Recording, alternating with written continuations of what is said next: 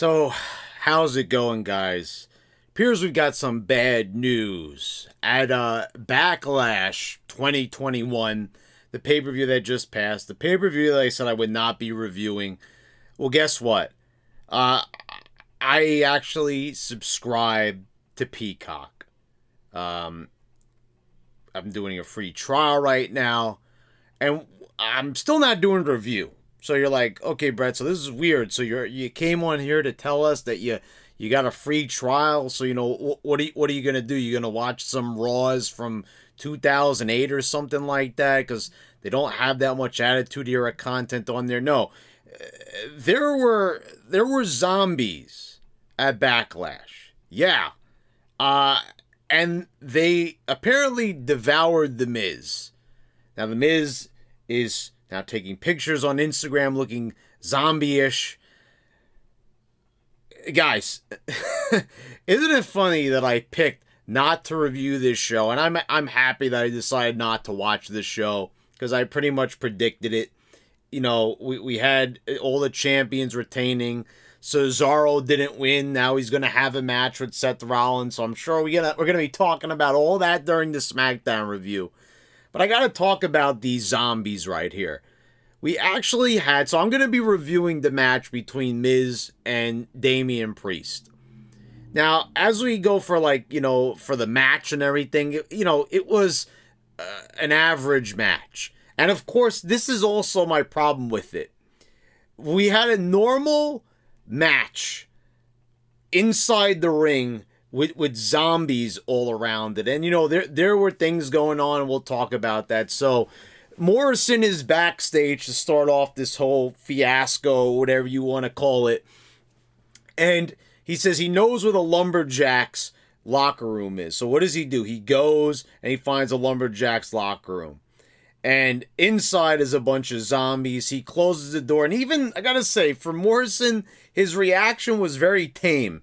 If you saw a bunch of bloodthirsty zombies inside a room when you weren't expecting to see them, would your expression be like this, or would you go, ah? You know what I mean? Wouldn't you scream at the top of your lungs? Wouldn't you be frightened or scared or something like? No, he's just like, not even a noise, just an expression, a facial expression. That's all you're gonna get here. Totally phoned in, and I like Morrison, but. Man, I mean, I don't know if he was told to just give a facial expression like that and not really go all in with the reaction. I mean, if you're going to have zombies, at least play it up a bit, scream a little bit, just like, you could at least, sell it a bit. But instead, we see zombies, and then, we see Morrison is telling Miz what he saw, and the Miz says it must be his imagination, so we're doing an Abbott and Costello routine here. And when they walk away, we see the zombies coming, and then the Raw announce team then informs us that, this doesn't make sense, but this is actually what the lead guy says, whatever his name is, the dude in the middle. I hear a lot of people have been saying, this guy's not a good commentator, he's a total goofball, and he looks like a goofball, but I don't know. Is he any worse than anyone else here? Is he any worse than Graves? Is he any worse than, Cole or Pat McAfee for that matter? All these people sound terrible to me. I'd say they're all on equal footing. No one's better than the other. I mean, Byron Saxon's probably in a league of shittiness of his own. I'm just going to say he goes beyond the call of goofball as far as I'm concerned. So we've got middle guy over here saying, this doesn't make sense, or if it's not making sense to you, this is why. So apparently Batista is doing a movie. Yes, Batista is doing a movie called Army of the Dead. So we're told here that these are basically extras from his movie. They don't say extras, but they just say these are zombies from his movie. So it's a movie. So we're already being told that they're actors. But here they are coming in what's supposed to be the real world. I mean, it's wrestling, but I mean, it's not in the movie. So they're coming here acting like zombies. They're coming and they're, they're lumbering to the ring. And I mean, they're acting like zombies. And they look good. I will say that. The makeup and everything. And, Corey Graves also has to say that, we're not relaunching ECW, bringing back the zombie from ECW. I will say this, there was actually a point, everyone always talks about the zombie, and I'm not here to defend the zombie. I'll still never forget turning on that first episode of ECW on Sci-Fi. After seeing the great ECW One Night Stand pay-per-views, and then they did the head-to-head special. They were putting out some good ECW related shows right there. And I remember I even reviewed Head to Head a few years ago on here. And I said, that is actually something that you should seek out and watch on the network. Well, of course, it's not there right now. But I guess you will if they ever upload it. And maybe they'll edit that one too. Maybe not. I don't really think there's anything too questionable on there. There might be something with the women, so they're probably going to do that. There was probably something with Dawn Marie or Francine or something on there, so yeah, I'll probably edit that part out. Of course, maybe not. But anyway, the reason why that zombie was there, if anyone remembers, is because they were trying to show that ECW is not going to be about the lame gimmicks. So Sandman came in and beat him down with the Singapore cane, and that was supposed to signify that, he was beating up or destroying or killing the lame WWE gimmicks. So, it was symbolism. It probably wasn't the best way of putting your foot forward, but if you could sort of look into, bad idea land of WWE and kind of take your brain out for a moment and, or maybe put your brain in, because you have to kind of analyze a little bit. But I kind of see why they would have done that. But here, I don't know what the fuck they were doing. Quite honestly, I don't get this. So Batista is sending zombies to attack The Miz and Damian Priest, and not zombies, but actors that are in his movie. Okay, I get it. It's promotion, but this is just complete madness. I gave a pass. I can't believe I gave a pass to the. I mean, I did enjoy when they lit the Fiend on fire. I'd be lying if I sat here and said I wasn't watching that. Wow, that was actually pretty eventful. They were doing something pretty ballsy there, showing you that. And I liked it. It was something out of the ordinary that I wasn't expecting, and it was good in the moment.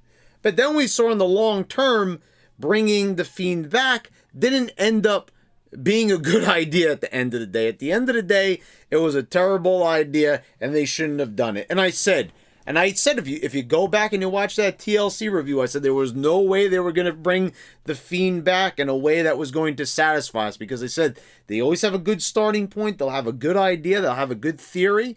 They'll hypothesize something good, and it will look promising. But then they got to end up fucking it up in the end, because that's how they do things.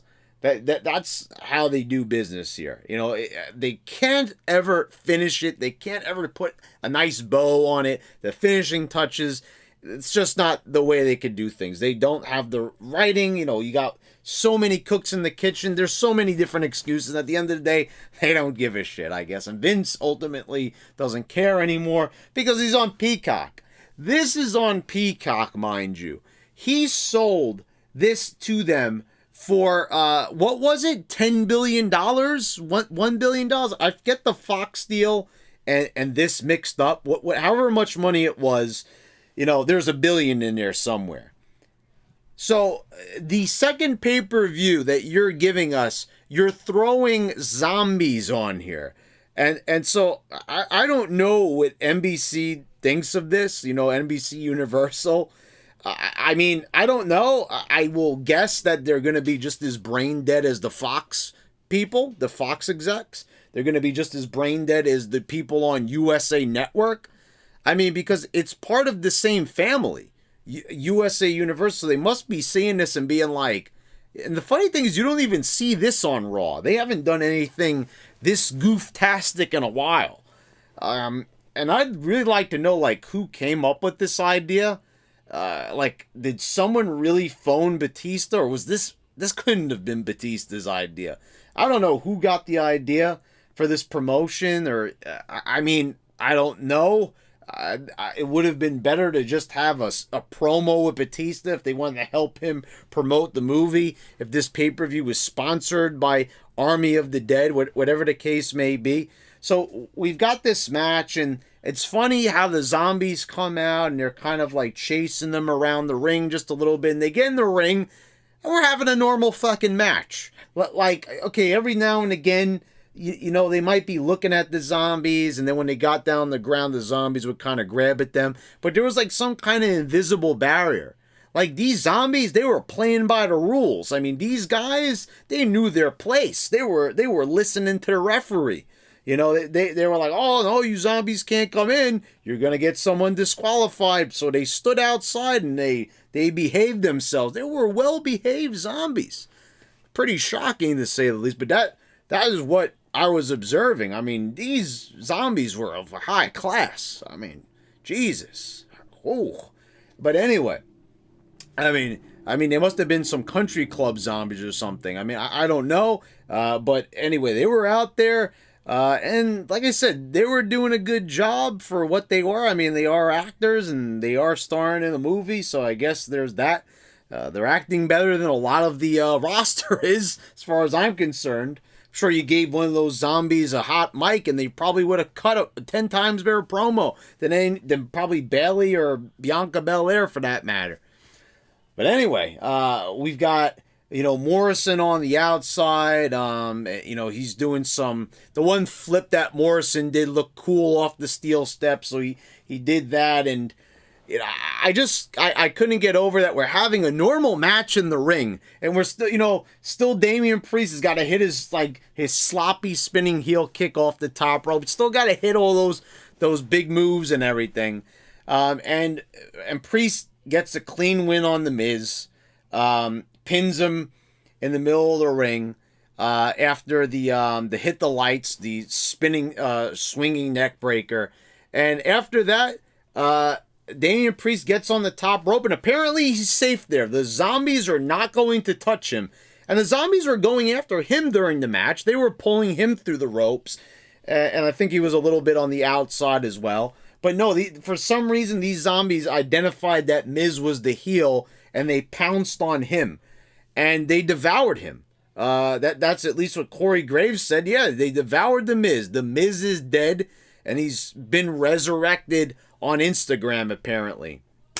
I mean, we're really supposed to believe this, because it was not even really presented as a joke. I mean, they're going around the announce table, and the announcers were like bored that there were zombies out there.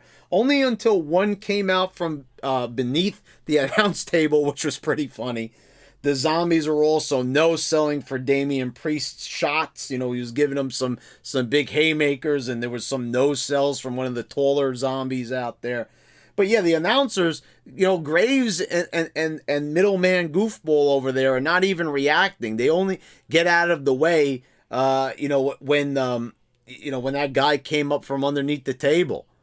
I'm like saying to myself, like, and was Byron Saxton out there too? I think he was, you know, because I'm saying Graves and middle guy, but yeah, Saxton was out there too, I believe, right? I believe he was. But anyway, yeah, they don't react until that zombie comes up. So I'm like, okay, guys, are you committed to the bit or not? If you're going to have something so foolish and stupid and silly, you know, I have to say, though, like, I might be saying this and, like, you know, making fun of it, but I got to say, I enjoyed it for what it was. It was all over the place. But look, it actually made me want to start the free trial, because I was like, I got to talk about this. Now, it's not good. Something like this really cements the fact to me that WWE is not interested in good quality TV or good quality pay-per-views, for that matter. I mean, this show, instead of it being a 2.5 hour show like most of them were, this one just had to be 3 hours, because you just had to have the zombies out there. And I saw Roman Reigns and Cesaro was 30 minutes, but whatever. Anyway, Priest, you know, he does his little bow and arrow routine, which just looks stupid as hell. And the Army of the Dead logo comes up. So, hey, Miz got devoured, but we're promoting a movie, guys. Okay, like, so Damian Priest was in on the promotion. Hey, let me help you out there, Batista. Let me shoot an arrow and let me promote your movie here on the screen above the Thunderdome. Huh? What? And so the Miz is, he's dead. He's eaten by the zombies. He's been pulled limb from limb. So they just pile on top of him so you can't see him. And Morrison was pulled down off the barricade. He tried doing some high spot off the barricade. They pulled him down out of sight so you couldn't see him. And Damian Priest gets off scot-free. So he's fine. Okay. And then we move on, and we're on to the next match. And we're not mentioning The Miz at all. Yeah, one of our superstars died. Yeah, he got devoured by zombies, but never mind that. On to the next match. Whew, okay, so yeah. Anyway, like I said, on social media, they already ruined this bit. The Miz is, posing in zombie cosplay, or I don't know what that was. If that was some kind of filter, I don't know. I don't care. I mean, wow. I just can't believe that they actually put this out there. Like, they couldn't think of anything better. So, like, hey, let's get some of those guys down for Batista's movie. And let's have a match around that, because a lumberjack match. Yeah, I mean, if they put out normal lumberjacks right there, like superstars in the locker room, it would have been boring as hell. But at least this was a little interesting. It was funny. It was silly. I laughed at it. I was laughing at it, not with the show. I was just saying, like, oh, this is fucking bullshit. This is stupid. But it was fun watching it, and it was fun talking about it with you guys. So let me know in the comments down below. Do you think that this was a good match? Did you enjoy it? What did you think of this pay-per-view? Are you mad that I didn't review the whole show? Hey, at least I talked about the best thing, the most interesting part of the show, the most intriguing part of the show. I ain't going to talk about Bayley and Belair. Oh, no. But yeah, let me know down in the comments down below. Please subscribe if you haven't already. Click the bell so you get all notifications when I post all my new videos. And I want to thank all my patrons for your continued support. And thanks again, guys. I'll see you next time.